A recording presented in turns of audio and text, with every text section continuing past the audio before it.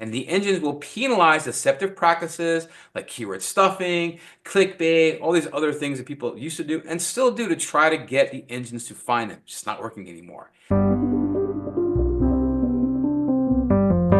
Now, we also got to be honest about our user-oriented, honest content, right? So user-oriented, honest content prioritizes transparency, accuracy, and value for your audience. Instead of focusing on manipulating the engines, this approach builds trust by genuinely addressing users' needs.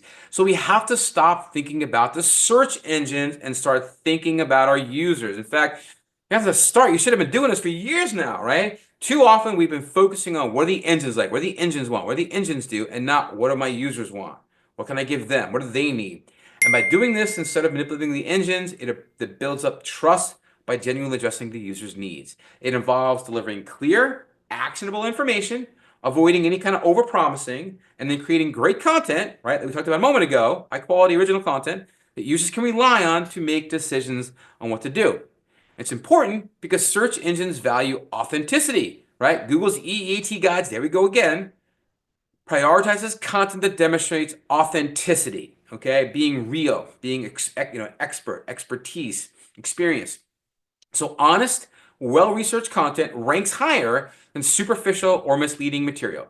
And the engines will penalize deceptive practices like keyword stuffing, clickbait, all these other things that people used to do and still do to try to get the engines to find them. It's just not working anymore. User trust drives conversion. So if you have users coming back to your website, that leads to higher engagement and repeat visits. Transparent content fosters loyalty, positive brand perception, and informed users are more likely to take action whether making a purchase or sharing content. Okay, so if you have great or user-oriented, honest content, your users are going to appreciate that, and they're going to make decisions because they feel that value in that content. It's also going to give you a competitive advantage, right? As the AI-generated content is more widespread, users are valuing that human-created, honest insights, and by providing your unique perspectives based on your existing experience and what you've done, the work that you've done with clients and out in the field, for argument's sake, if you're a roofer, a particular roofing situation that you had, or a particular problem that you maybe figured out a solution for, that isn't normally what comes up, those are the kind of things that you should be sharing and talking about. It helps differentiate your brand from your competitors. So the best practices for you doing this is to prioritize accuracy and credibility, right? Use reliable sources, cite data, support your claim, regularly fact check and update your content to ensure it's relevant and accurate, and include author bios, credentials to establish expertise. This is really important nowadays. If you're a lawyer and you have an article on your website that's written, giving legal advice, but it just says, written by the marketing department, as opposed to actually naming the lawyer and that link going to the lawyer's page where it says where they graduated from and how their background is and how long they've been in thing and whatnot. Way different, right? But who wrote this, you go, oh wow, I'm going to trust this source. This is really well known.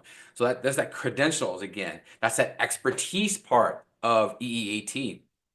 Right for users and algorithms, we said a moment ago, focus on solving user problems rather than just shoving keywords down people's throat. Don't get me wrong. Well-written, honest, original content is going to have your keywords in it, and you certainly want to build your keywords into it. I always say, your content is the steak on the plate, and your keywords are like your salt. You're going to flavor things, right? You want it to have some flavor, but that's not what people go to the restaurant for. They don't go for the salt, they go for the steak. So make sure you have great content and then have your keywords just so they should naturally fall into place if you've written great content. But if not, you can always go back through the content and add a keyword here or there where it makes sense without shoving it down people's throat. Because if you oversalt your steak, you're going to ruin it, right? But no salt, it's bland. Got to have a little bit of both. Nice balance. So use simple conversational language to make content accessible. Avoid misleading headlines or overpromising in your content. Incorporate user feedback as well. Encourage user comments and reviews to identify gaps or improvements in your content. Respond to any questions or criticisms promptly to build trust. This is even true in Google Business Profiles. The faster you reply, the better it is actually for you. Actually, you rank better if people are replying faster to those reviews. So respond to questions, respond to criticism promptly to help build trust. Use surveys or polls to understand what your audience wants to see. So conclusions are focus on user-oriented, honest content to strengthen your reputation, improve your ranking, and foster meaningful relationships with your audience. Again, we have a good article here on EEAT guidelines explained. This is so important. I mean, it keeps coming up. It's going to continue to come up. I've been talking about it for years. It was on last year's thing to focus on. EEAT is super important. And what we're sort of talking about with content, that is EEAT. That's what we're talking about, right? Experience, expertise, authoritativeness, trustworthiness. That's all coming from these things that we're talking about now in regards to content.